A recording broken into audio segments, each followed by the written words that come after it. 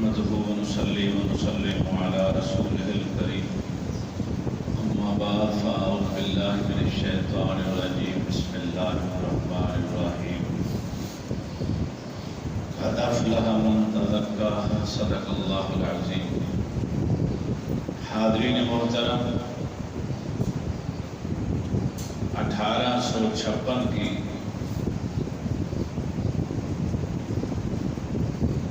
جنگ آزادی کے لیے تیاریاں شروع ہو چکی تھیں.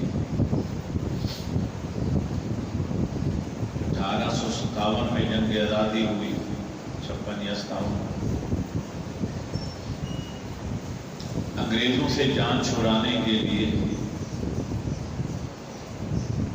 ہر مسلمان اپنی اپنی جگہ پر برِ صغیر پاک و ہند میں تیاریوں میں مصروف تھا کہ اسی سال ایک بچہ پیدا ہوا.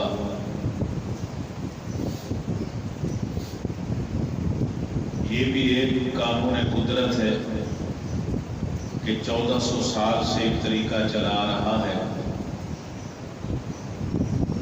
کہ جہاں پر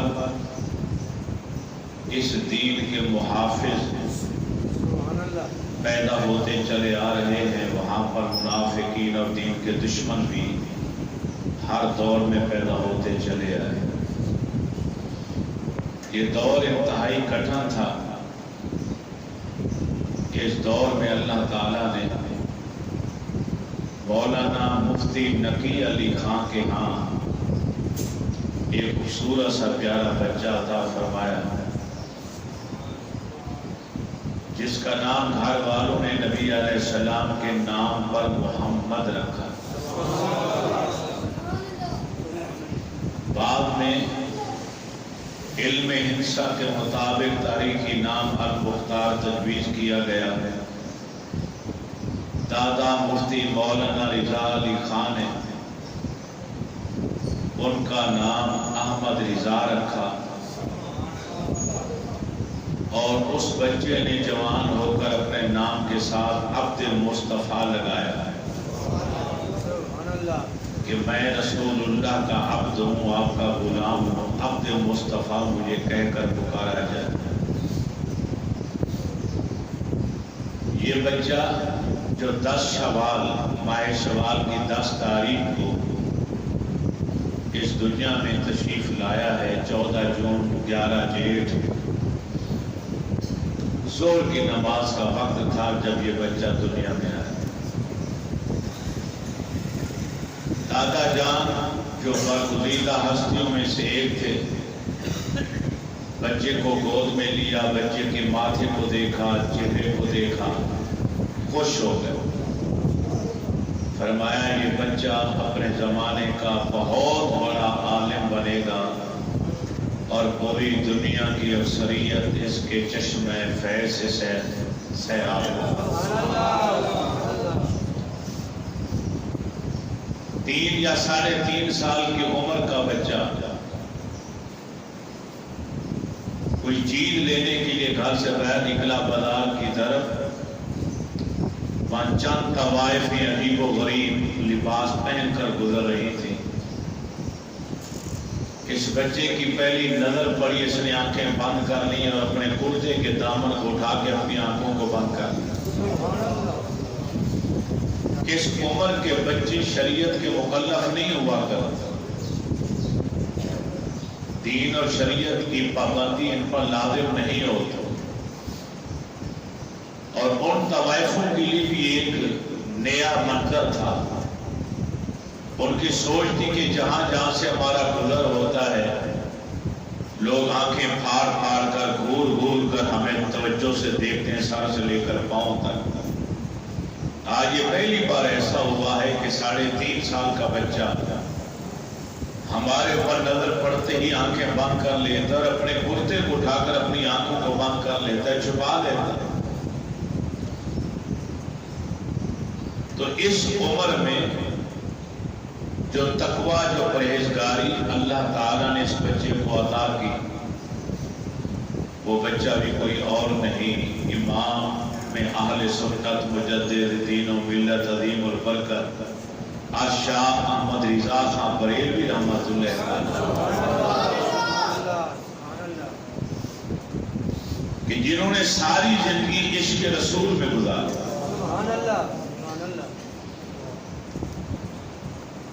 ابتدائی تعلیم کے لیے آپ کو بٹھایا گیا استاد کے سامنے.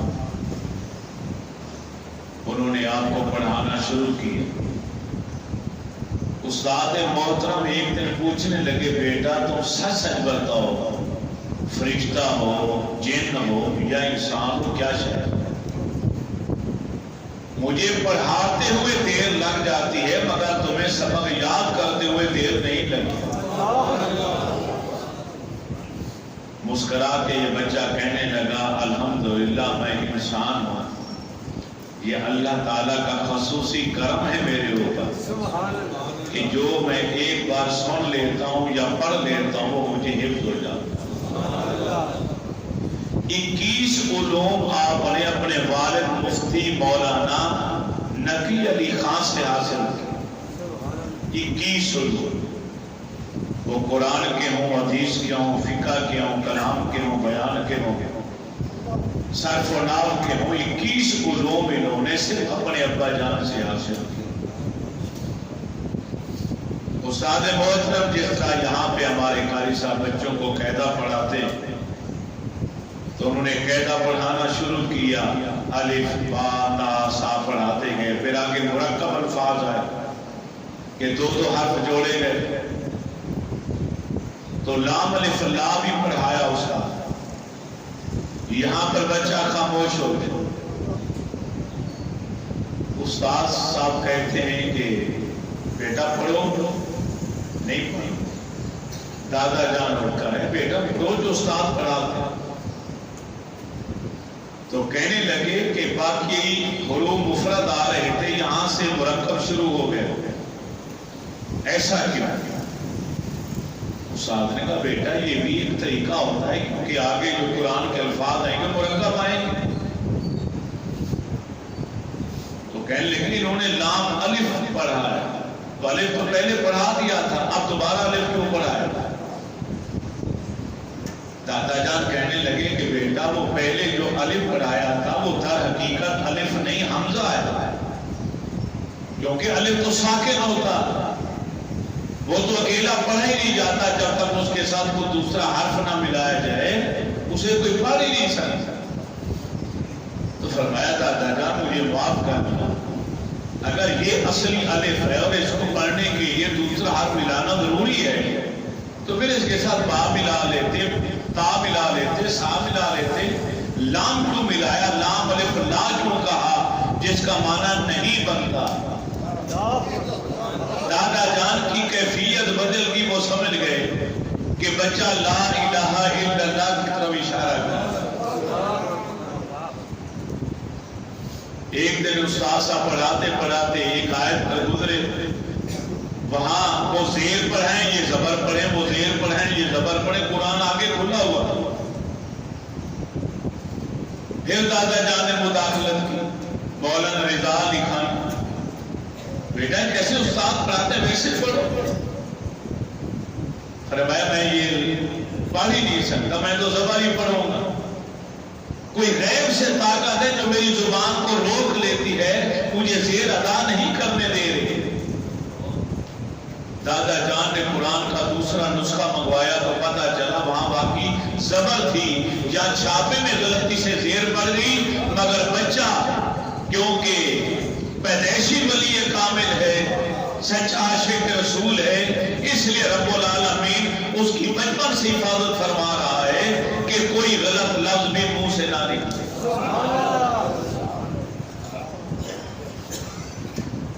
یہی بچہ آگے بڑھ کر 13.5 سال کی عمر 13.5 سال کی عمر میں درس نظامی مکمل کر چکا فارغ التحصیل کی سند حاصل کر چکا.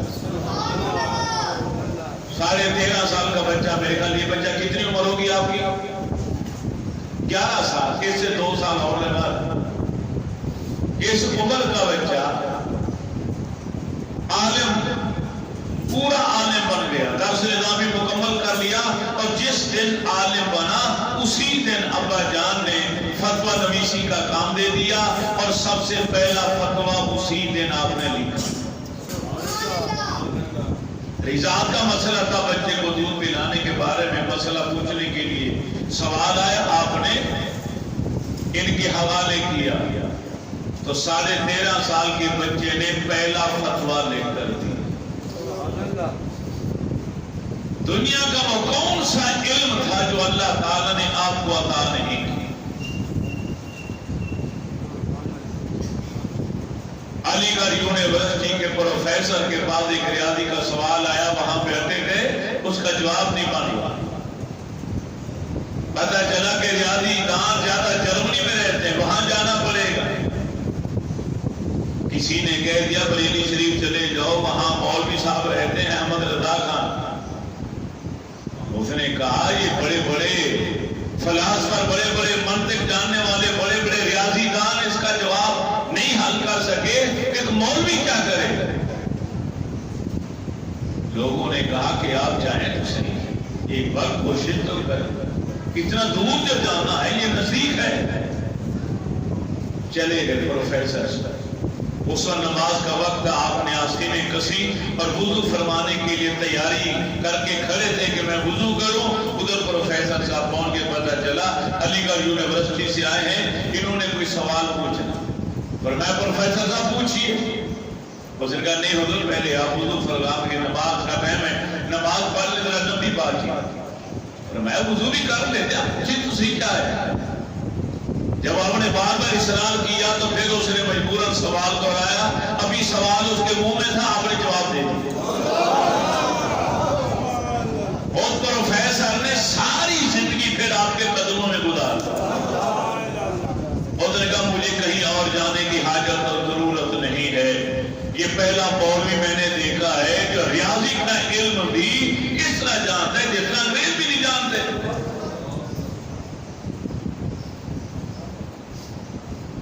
شاہ احمد رضا خان بریلوی رحمۃ اللہ تعالی،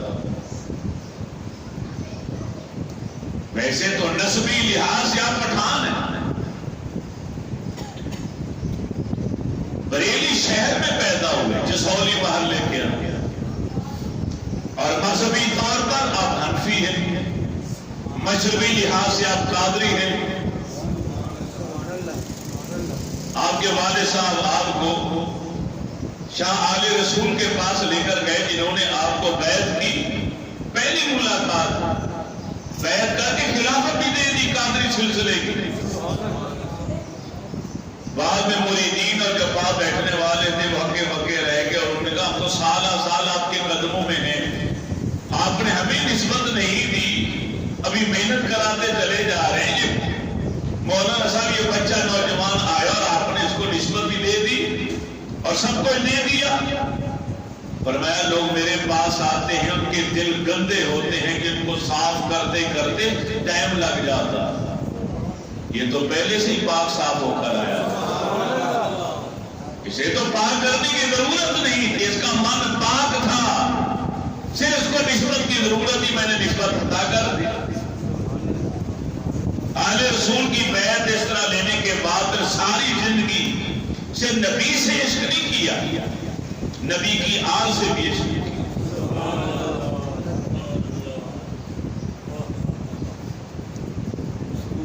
ایک سیدزادہ عام طور پر آپ کی خانقاہ کے اوپر آتا تھا اور آ کے آواز لگاتا تھا، دلوا دو سیدزادے کو، دلوا دو سیدزادے کو، یہ جملہ بولتا تھا۔ بعض دروازے کے اوپر کوئی نہ کوئی نگہبان ہوتا تھا، محافظ ہوتا تھا۔ آج پہلی بار ایسا ہوا وہاں کوئی نہیں تھا، وہ اندر چلا آیا۔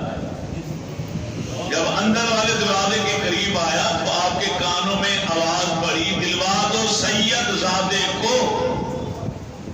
ایک صندوق کی ہر وقت اپنے پاس رکھتے تھے، جن میں چمنیاں ٹھنی یہ وہ اس طریقے چین بھی ہوتا تھا، کچھ پیسے۔ اس دور میں تقریباً 200 روپیہ تھا اس کے اندر۔ وہ پوری صندوقچی اٹھائی، ننگے پاؤں دوڑ کر باہر آئے اور آگے صندوقچی اس طرح لے کے کھڑے ہو گئے۔ اے میرے نبی کی آل میں سے آنے والے سیدزادے اپنی مرضی سے جتنا اٹھانا اٹھا، اس نے صرف ایک چمٹی اٹھا. دینے والے کو ان کی ثقافت کو بھی سلام اور لینے والے کی استغنا کو بھی سلام. لینے والا بھی ایسا کہاں نظر آئے گا. صرف ایک چمٹی ان کی عادت ہی لیا کرتے تھے اور آج بھی ایک ہی چمٹی اٹھائی. اور پھر احمد رضا کو ان کو باہر دروازے تک چھوڑ کر گئے اور پھر گھر والوں کو، میزبانوں کو، چوکیداروں کو، سب کو آرڈر دے دیا کہ آج کے بعد سیدزادے جب یہ آئیں تو آواز نہ لگانی پڑے، جو کچھ ہو پہلے ان کی جھولی میں ڈال دیں. وہ منظر دنیا کیسے بھول پائے گی کہ جب آپ کی شان پورے برے صغیر پاک و ہند میں مشہور ہو گئی، دنیا آپ کے نام کو سنتی بھی عقیدت کہ پھول نچھاور کرتے تھے، آپ کے نام کو چومتے تھے لوگ. آپ نے ایک جگہ سے دوسری جگہ جانا ہوتا تو آپ کو پالکی میں بٹھا کر لوگ کندھا دے کر 4 کندھوں پہ اٹھا کے پالکی درمیان میں آپ کو لے جایا جائے. ایک دن آپ پالکی کے اندر بیٹھے تو 4 مزدوروں نے اٹھایا کندھوں پر لے جانے لگے. بھی چند قدم چلے کہ اندر سے آواز آئی رک جاؤ، نیچے رکھو. رک گئے، نیچے رکھ دیا، فوراً نیچے آ گیا. فرمایا بتاؤ تم میں سے سیدزادہ کون ہے؟ زاروں قطار رو رہے تھے. وقت کے امام مجدد دین و ملت، پہلی صدی کا مجدد حضرت عمر بن عبدالعزیز اور 14ویں صدی کے آخر 15ویں کے شروع میں شاہ احمد رضا خان مجدد ہے دین و ملت. کانپ رہے تھے، رو رہے تھے. بتاؤ، کوئی نہیں بول رہا. فرمایا میں تمہیں تمہارے نانا جان کا واسطہ دیتا ہوں، رسول اللہ کا واسطہ دیتا ہوں، بتا دو کون. ایک مزدور روتے ہوئے سر جھکا کے آگے قدم بڑھا کے کہتا ہے. مزدور سے مزدوری لی جاتی ہے، اس کی ذات بات کا نہیں پوچھا جاتا، میں ہی کیا جاتا. دنیا نے یہ منظر دیکھا حیران رہ گئی کہ بڑے بڑے علماء، مفتی، مشائخ اعظام اپنی دستار جمعات کے قدموں میں رکھتے تھے، لیکن آپ نے اپنی دستار اتار کر سیدزادے مزدور کے پاؤں میں رکھ دی اور پاؤں پکڑ کے رو رہے تھے سیدزادے مجھے معاف کر دے، مجھ سے بھول ہو گئی. جو ہی کندھا دے کے آپ لوگ چلے تو میری روح تڑپ گئی اور مجھے اندر سے محسوس ہوا آج کندھا دینے والوں میں میری نبی کی آل کا بیٹھا ہے. کل قیامت کا دن ہوگا، میں رسول اللہ کے سامنے کون سا منہ لے کر جاؤں گا. اگر اللہ کے نبی نے پوچھا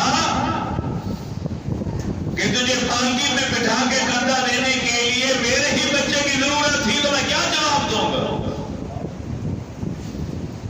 ہاتھ جوڑ کے کہتے ہیں میرے گناہ کی سزا کفارہ یہی ہے کہ اب تم پالکی میں بیٹھو اور احمد رضا کندھا دے گا. اور ایسا کر کے دکھایا. ایسا نہیں کہ خالی آپ نے دعویٰ کر دیا، نہیں، سیدزادے مزدور کو دنیا میں دیکھا. بڑا پرانا لباس ہے، مزدور مزدوری کرنے کے لیے جب آتا ہے تو وہ عالیشان کپڑے تو نہیں نہ پہن کے آ گیا. اس کو پالکی کے اندر بٹھایا اور احمد رضا خان نے پالکی کو کندھا دیا اور مزدور کو اندر بٹھا کے خود پیدل چلے اور مزدور کو پالکی میں بٹھا کر دے. سید محمود ایک شاہ صاحب تھے جو آپ کی محفل میں آیا کرتے، ہر ماہ 11ویں شریف کا ختم ہوتا تھا، باقاعدگی سے ختم شریف دلاتے تھے. 11ویں شریف غوث پاک کی 11ویں شریف، اتنی عقیدت اور اتنی محبت تھی کہ ایک بار ساری دنیا حیران رہے گی کہ مٹھائی تقسیم کرنے والا 11ویں شریف کی مٹھائی لے کے کھڑا ہے اور آپ اپنے ممبر سے نیچے اترے اور اپنے پاؤں کے پاس قریب آ کر بیٹھ گئے. دنیا حیران تھی کیا ہوا, اور بعد میں جب دیکھا کیا پتہ چلا کہ شریفی کا ایک ذرہ نیچے گر گیا تھا, اب اس کو عقیدہ سے اپنے منہ سے اٹھا رہے تھے. اتنی عقیدت اور محبت کہاں سے لے کر آئے. مخالفین کو کہنا پڑا. مولانا اشرف علی خان تھانوی سے لے کر چھوٹے بڑے جتنے دیوبند مسلک کے بڑے بڑے تھے, جب آپ کا وصال ہوا تو وہ رو رو کے دعائیں مانگ رہے تھے آپ کی. کسی نے کہا کہ وہ احمد رضا خان تو آپ پر کفر کے فتوے لگاتا رہا, آپ کو کافر کہتا رہا, اس کے لیے بخشش کی دعائیں. فرمایا اس لیے کہ اس کی نس نس میں ہمارے نبی کا عشق بھرا ہوا. اس نے جو ہمارے اوپر کفر کے فتوے لگائے اپنی سوچ کے مطابق صحیح لگائے, اس کی سوچ تھی کہ ہم نے اور ہمارے کافرین نے نبی کی شان میں گستاخی کی ہے. اس سوچ کو سامنے رکھ کر اس نے فتوے لگائے تھے, اور وہ اپنی جگہ پہ حق اور سچ تھا. مخالفین نے مانا. تو سید محمود صاحب لیٹ آئے. آپ کا حکم کیا تھا کہ باقیوں کو شیرینی مٹھائی جتنی دینی ہے برابر برابر دیں, لیکن کوئی سیاح زیادہ بیٹھا ہو اس کو ڈبل دینا, اس کو لنگر زیادہ دینا. اب یہ آخر میں آئے, لیٹ آئے, شیرینی بھی ختم ہو چکی تھی, تو جتنا حصہ باقی لوگوں کو ملا اتنا حصہ ان کو ملا. محفل ختم ہوئی تو یہ سیاح صاحب آ گیا آپ کے پاس. کہنے لگے آپ کا اعلان تھا کہ سیدزادے کو دگنا ملے, مگر مجھے تو عام لوگوں کو اتنا ملا. آپ تڑپ اٹھے, فوراً تقسیم کرنے والے کو بلائے, پھر آرڈر دیا, نئی مٹھائی منگوائی, پورا تھال بھرا ہوا, اور ملازموں سے کہا کہ سیدزاد کے ساتھ جاؤ, ان کے خرچ چھوڑ کر. جب میرا حکم تھا کہ سیدزادے کو ڈبل دینا پہ تم نے سگنل کیوں دی ہے. یہ ہے شاہ احمد رضا خان بریلوی رحمت اللہ تعالی.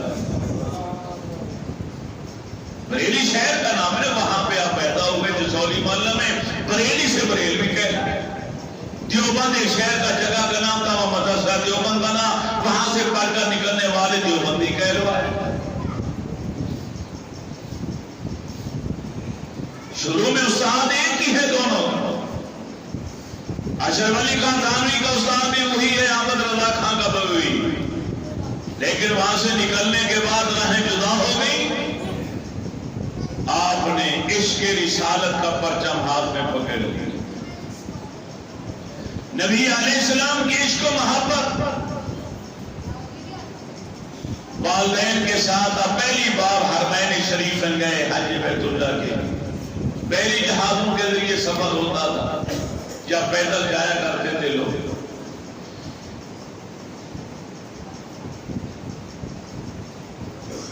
تو واپسی کے اوپر طوفان آیا اور جہاز ہچکولے کھانے لگے. جتنے لوگ سوار تھے انہوں نے کلمے پڑھ لیے اور تیاری کر لی کہ اب ہماری موت ہی موت. اما جان پریشان ہوئی تو آپ مسکرا کے کہنے لگے, اما جان فکر نہ کریں, جات کو کچھ نہیں ہوگی. بیٹا اس قدر یقین کے ساتھ کیسے کہہ سکتے ہو؟ فرمایا میں تمہیں یقین کیسے دلاؤں, میں رب کے نام کی قسم کھاتا ہوں واللہ جہاز کو کچھ نہیں ہوگا. اللہ کے نام کی قسم کھا کے.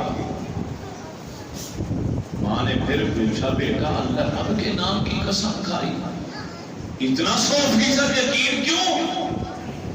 فرمایا اس لیے مجھے اپنے نبی کے فرمان پر یقین. میرے رسول نے فرمایا تھا جو کشتی میں سوار ہونے سے پہلے, جہاز پہ سوار ہونے سے پہلے, سواری پر بیٹھنے سے پہلے ارے سفر کی دعا پڑھ لے, اسے کچھ نہیں ہوتا, وہ منزل مقصود پر پہنچتا ہے. میرے نبی نے جو فرمایا سچ فرمایا, یہی میرا یقین ہے, کیونکہ میں نے سوار ہوتے وقت دعا پڑھ لی تھی.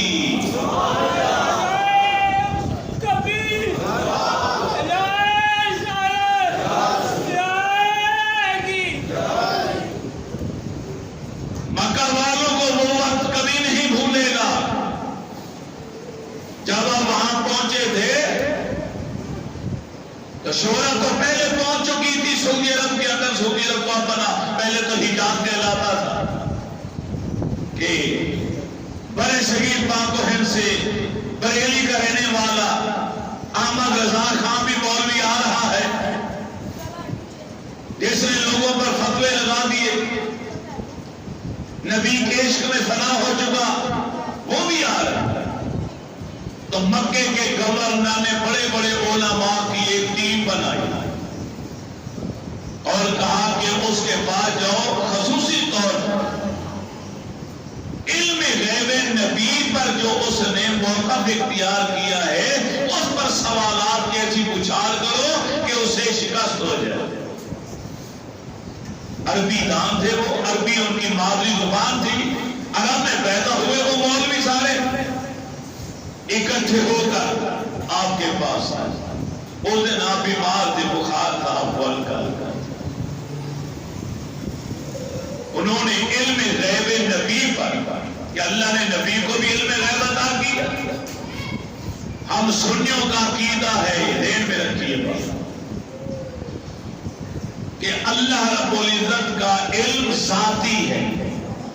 اللہ کا علم بولی اللہ نے اپنے نبیوں کو اور ہمارے رسول کو جو علم عطا کیا وہ عطائی ہے. کون سا؟ رب نے عطا کیا. عطائی ذاتی کا مقابلہ کبھی نہیں کر سکتا. یہ ہمارا موقف. اور دوسرا نقطہ, نبی کے علم کو رب کے علم کے موازنے اگر کیا جائے تو رب کا علم سمندروں سے بھی زیادہ اور رب کے علم کے مقابلے میں نبی کا علم ایک قطرے سے بھی کم ہے. سمجھ آئی بات؟ تو کیا میں نے نبی کے علم کو خدا کے علم کے برابر قرار دیا؟ جی برابر قرار دوں گا تو مشرک کافر بنوں گا نا. میں تو کہہ رہا ہوں کہ اللہ کا علم دریاؤں سمندروں سے بھی زیادہ لامحدود ذاتی. نبی کا علم عطائی ہے اور رب کے مقابلے میں قطرے سے بھی کم ہے. تو برابری کہاں ہے؟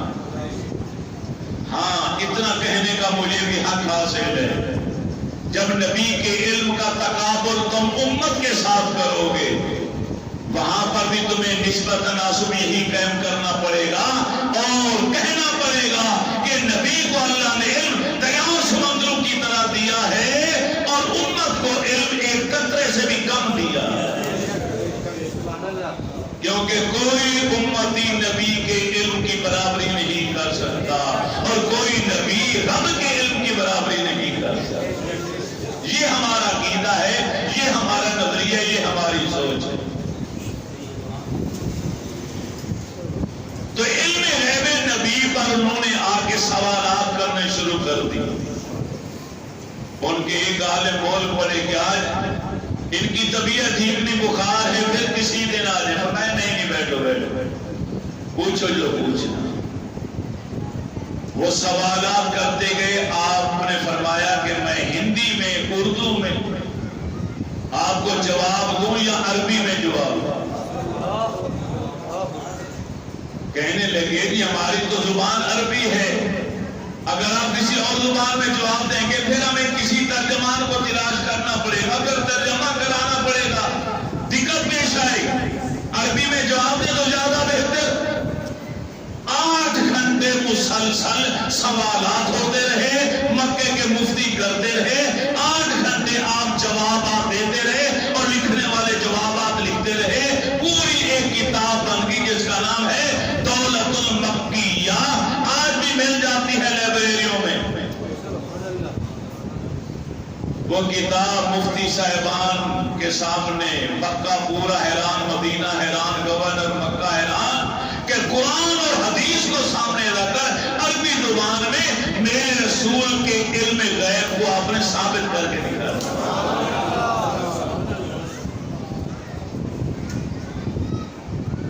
کوئی ایسا شاعر لے کر آؤ جو 4 زبانوں میں نعت کہے. احمد رضا خان نے لم یات نذیر و کفی ناظرین والی نعت 4 زبانوں میں ایک نعت لکھ ڈالی، ایک مصرع عربی کا، ایک فارسی کا، ایک ہندی کا، ایک اردو کا،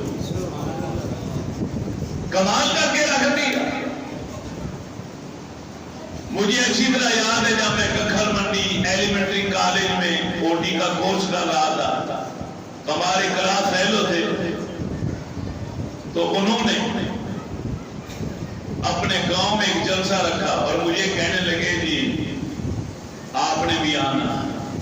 تمام ساتھی کلاس فیلو کو دعوت دی، میں بھی چلا گیا۔ وہ اہل حدیث مسلک سے تعلق رکھتے تھے، غیر مقلد رفع دین کرنے والے۔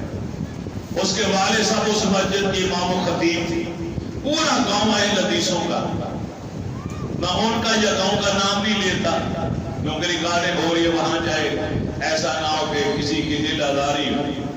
میں دل آزاری کے لیے بات نہیں کر رہا۔ اب انہوں نے طالب علمی کا دور تھا، تو انہوں نے میرا نام پکار دیا اسپیکر پہ کہ جی سعید احمد فریدی صاحب آئیں گے، نظم پیش کریں۔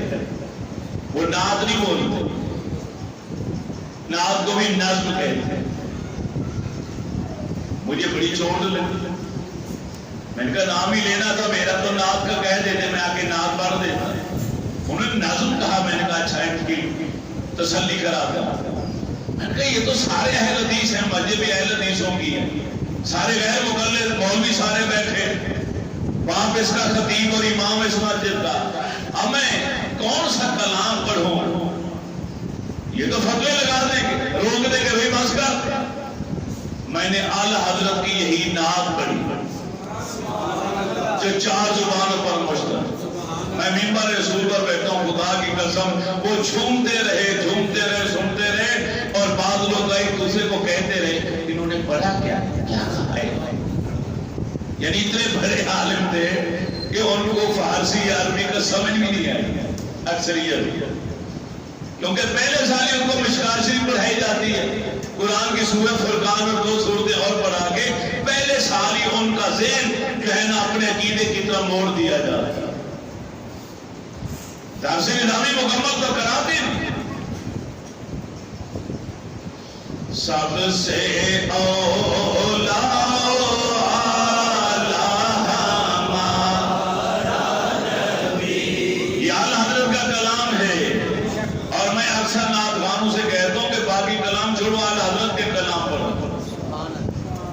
بخشش رکھو ہر گھر کے اندر، ان کا نادیہ مجموعہ رکھو، دیوان رکھو ان کا، کیونکہ ان کی کسی بھی کلام کو نواز شریف کو لے لیں، پہلے شعر سے لے کے آخری شعر تک صرف نبی کی شان ہی نظر آتی ہے۔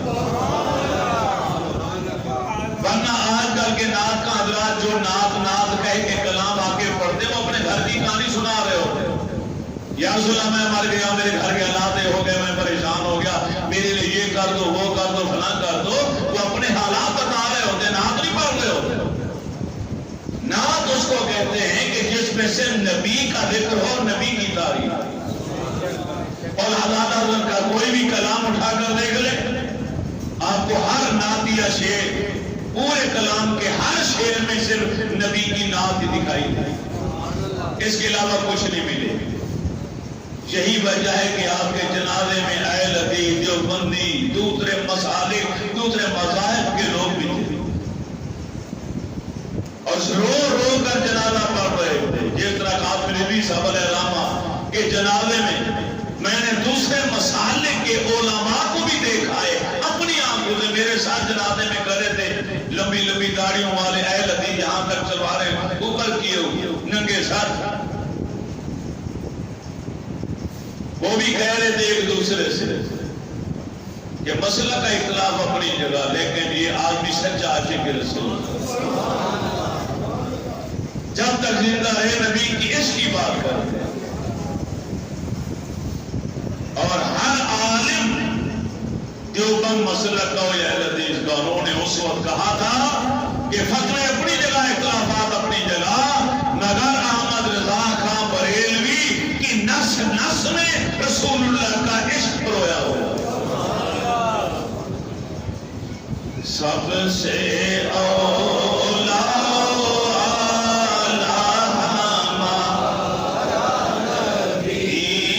سب سے بالا والا ہمارا نبی سب سے بالا والا ہمارا نبی سب سے اولا گونج آنی چاہیے آپ کے بعد گونجنی چاہیے بائل والے حال والے بھی سبھی پڑھیں اپنے نبی کا ذکر کر رہے ہیں کہ ہمارے نبی سے اعلیٰ افضل کوئی نہیں ہے سب سے اولا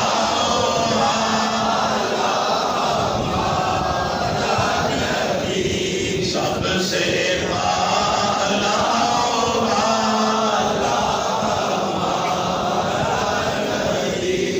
خلق سے اولیاء سے رسول اور رسولوں سے اعلیٰ ہمارا نبی اور رسولوں سے اعلیٰ ہمارا نبی کون دیتا ہے دینے کو منہ چاہیے کون دیتا ہے دینے کو منہ چاہیے دینے والا ہے سچا حضرت قتادہ کو تیر لگا آنکھ کا ڈھیلا باہر آ گیا نئی نئی شادی ہوئی دولہا ایک آنکھ والا بن جائے تو عیب لگ جائے وہ آنکھ کا ڈھیلا ہاتھ میں لے کر لگے نبی کی بارگاہ میں آقا مجھے آنکھ دوبارہ چاہیے فرمایا اگر صبر کر لو تو جنت ملے گی صبر کر لو تو کیا ملے گی قتادہ کا عشق دیکھ کے صاحب رسول کا مسکرا کے جھوم کے عرض کرتے ہیں آقا آنکھ میرے کہنے پر دے دیجیے اور جنت اپنی طرف سے عطا کر دی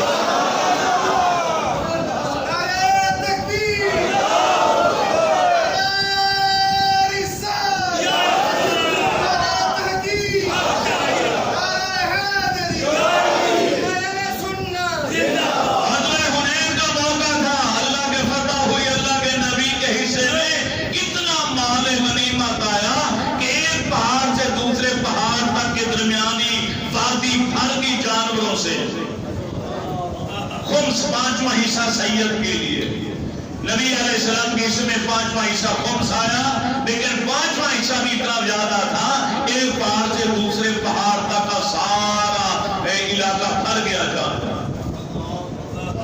ایک غیر مسلم نوجوان دور کھڑا اپنے ہونٹوں میں لبوں میں کہتا ہے آج تو مسلمانوں کا نبی بڑا امیر ہو گیا اللہ کے نبی نے ایک صحابی کو بلا کے فرمایا اس نوجوان کو لے کر وہ سمجھتا تھا میں دور کھڑے ہو کر اپنے منہ میں کچھ کہہ رہا ہوں ان کو کیا پتا مگر اس کو کون بتائے جو فرش پر بیٹھ کر عرش کی باتیں بتا سکتے ہیں کیا وہ نہیں جانیں گے وہ کیا کہہ رہا ہے وہ آدمی لایا گیا اللہ کے رسول نے فرمایا تم نے وہاں کھڑے ہو کے کیا کہا وہ پہلی طرح پھر آپ کے حکم پر اس نے الفاظ ہو رہے فرمایا کان ادھر کر اس نے کان آگے کیا میرے نبی نے ایک جملہ بولا وہ دیوانہ ہو گیا پاگلوں کی طرح دوڑتا ہوا سیدھا گیا اپنے قبیلے اپنی قوم سے کہتا مشکات شریف کی حدیث کا مفہوم بیان کر رہا ہوں موجود ہے مشکات شریف میں اے میری قوم جلدی آؤ کہیں دیر نہ ہو جائے کہیں وہ سخی چلا نہ جائے آؤ محمد یا ربی تو اتنا عطا کرتے ہیں کہ اپنے پاس کچھ بھی نہیں رکھتے اتنا دیتے ہیں ساری قوم آئی اس نے بھی کلمہ پڑھا پوری قوم نے کلمہ پڑھا اسلام میں داخل ہو بعد میں کسی نے پوچھا بتاؤ اللہ کے نبی نے تیرے کان میں کیا کہا تھا فرمایا مجھ سے پوچھا تھا کہ تم نے کیا جملہ بولا؟ میں نے کہا مسلمانوں کا نبی امیر ہو گیا، اتنی دولت مل گئی۔ تو میرے رسول نے میرے کان میں کہا یہ کچھ دیر پہلے یہ سب مال میرا تھا، اب تیرا ہے۔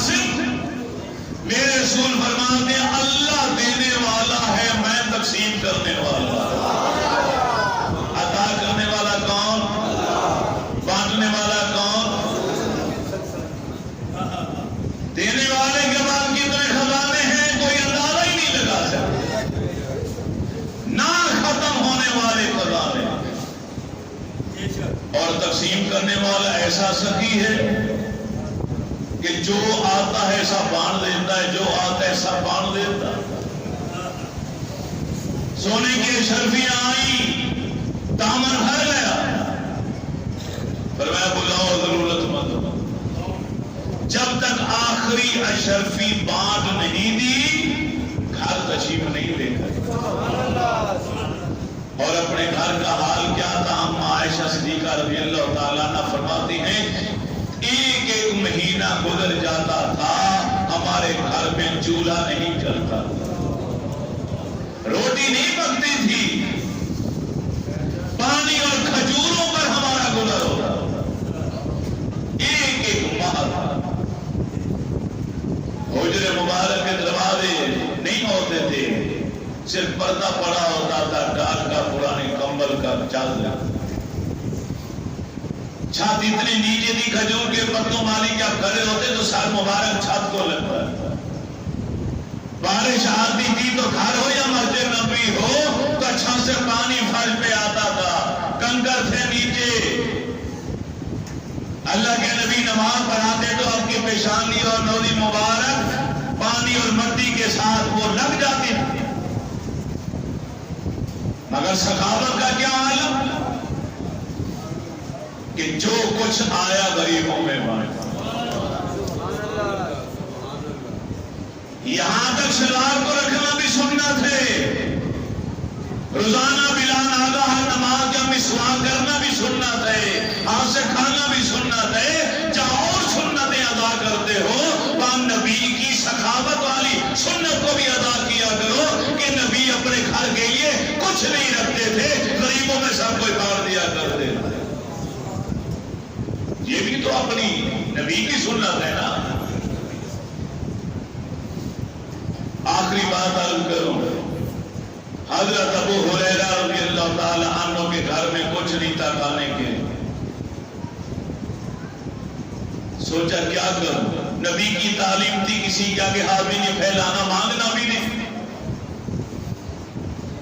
تو راستے کے اوپر آ کے بیٹھ گئے، بیٹھے بیٹھے تھک گئے تو لیٹ گئے، پھر بھوک نے ستایا تو الٹے لیٹ گئے پیٹ کے بل، تاکہ زمین کی مٹی کی نرمی سے میرے جگر کو سکون مل جائے۔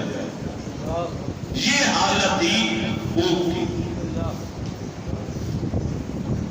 صحابہ کرام گزرتے رہے، اب مانگنا تو نہیں تھا، انہیں روکتے رہے، مجھے ایک سوال کا جواب دے دو، میں نے مسئلہ پوچھنا ہے۔ رکتے تھے، سوال کا جواب دے دیتے تھے یا کہتے تھے ہمیں نہیں آتا، چلے جاتے۔ صدیق اکبر رضی اللہ تعالیٰ عنہ بھی آئے، آپ نے مسئلے کے لیے کھڑا کیا، پوچھا، انہوں نے جواب دے دیا، وہ بھی چلے گئے۔ نبی کریم علیہ الصلوۃ والتسلیم کا گزر ہوا، آپ روک دیں۔ ابو ہریرہ زمین پہ لیٹے ہوئے، آپ کا مسئلہ پوچھنا ہے، بولو۔ ابو ہریرہ مسئلہ پوچھا، سوال کیا، میرے نبی نے ہاتھ پکڑا، فرمایا آؤ میرے ساتھ، ہم جانتے ہیں تیرا مسئلہ ہے۔ سیدھا اپنے گھر لے آئے، وہاں آئے تو وہاں پیالہ دودھ کا رکھا ہوا، ایک پیالہ دودھ۔ ابو ہریرہ فرماتے ہیں مجھے سکون ملا، چلو اللہ کے نبی سمجھ گئے کہ مجھے بھوک لگی ہے، بھوک لگی ہے اس لیے وہ دودھ کا پیالہ بھی رکھا ہے تو مجھے پلائیں۔ فرمایا ابو ہریرہ مسجد نبوی شریف کے اندر اصحاب صفہ رہتے ہیں، 70 کے قریب طلباء رہتے ہیں، انہوں نے بھی کچھ نہیں کھایا پیا، لوگوں نے بلا کر لیا۔ کتنے لوگ تھے؟ بولو بولو، 70 کے قریب طلباء۔ مسجد نبوی شریف میں چبوترا آج بھی موجود ہے، قدمین شریفین کی طرف وہ تھانہ سا بنا ہوا، یہ پہلا مدرسہ تھا مسجد نبوی شریف کے اندر۔ یہاں بیٹھ کر اللہ کے نبی علم سکھاتے تھے، پڑھاتے تھے، صحابہ کو تعلیم دیا گیا۔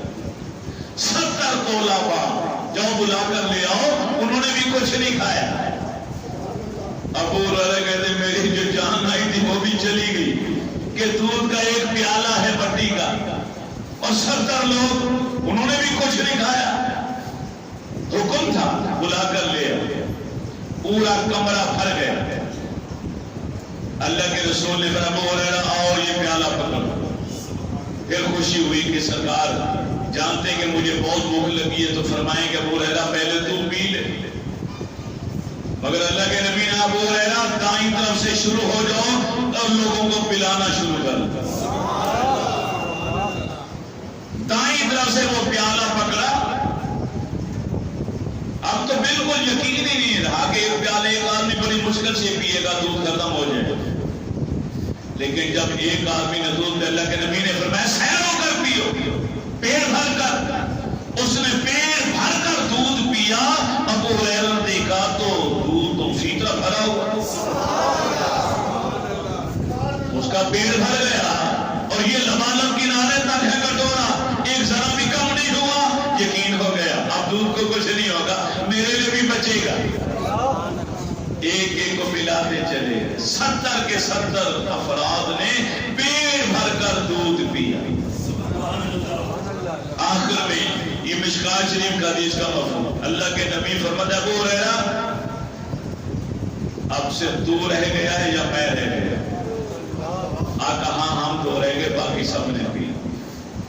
اللہ کے نبی نے میری طرف دیکھا، مسکرایا، فرمایا ابو ہریرہ پہلے تو پی۔ یار ایسا مرشد کہاں سے لے کر آؤ؟ ایسا پیر کہاں ملے گا؟ ایسا ہادی رہنما مقتدا کہاں ملے گا دنیا والوں کو، جو اپنے ملازموں کو، نوکروں کو، غلاموں کو پہلے کھلائے پلائے اور خود نبی ہو کر، نبیوں کا سردار ہو کر آخر میں جا کے کھائے پیے۔ ورنہ میرا مشاہدہ ہے آج کل کے پیر اچھا مال خود کھا جاتے ہیں، اور جو باقی شوربہ نہر کے پانی کی طرح اور ہڈیاں پا جاتی ہیں، مرید کے آگے کھال دیتے ہیں، یہ لو بیٹا تبرک سمجھ کے تم بھی کھا لو، تبرک سمجھ کے کھا لو۔ میں ان پیروں سے کہتا ہوں میرے نبی پر ایمان لانے والوں، جس نبی کا نام لے کر تم پیر بنے ہو، اس میرے رسول کی سنت یہ ہے کہ پہلے مریدوں کو پلایا کھلایا جائے، اینڈ پہ اگر بچ جائے تو پھر پیر کھائے پیے۔ پہلے کھانے کی اجازت نہیں، میرے نبی کی سنت کے خلاف ہے۔ اگر کوئی امام، کوئی پیر، کوئی رہنما پہلے کھا پی جاتا ہے وہ پیر ہی نہیں، میں اسے پیر نہیں مانتا۔ اے ابو ہریرہ ہم تم اور میں رہ گئے، پہلے تم پیو۔ ابو ہریرہ کہتے میں نے پیا، پیٹ بھر گیا، آقا پیٹ بھر گیا، فرمایا اور پی، میں نے اور پی، آقا بس، فرمایا نہیں ابو ہریرہ اور پی، فرماتے میں نے تیسری بار پیا، آقا فرماتے اور حاجت ہے؟ میں نے کہا آقا اگر ایک ہونٹ بھی آگے لوں گا تو انگلیوں کے راستے ناخنوں سے نکلنا شروع ہو جائے گا۔ فرمایا ابو ہریرہ چلو پھر اب مجھے دو، اب میں پیتا۔ سائنس کیا کہتے ہیں؟ جھوٹ بول، کسی کا جھوٹا نہ کھاؤ، جھوٹا نہ پیو، بیماریاں لگ جائیں گی، یہ ہو جائے گا، وہ ہو جائے گا۔ 70 کے قریب افراد بیٹھے ہیں، اپنے الگ الگ طبیعتوں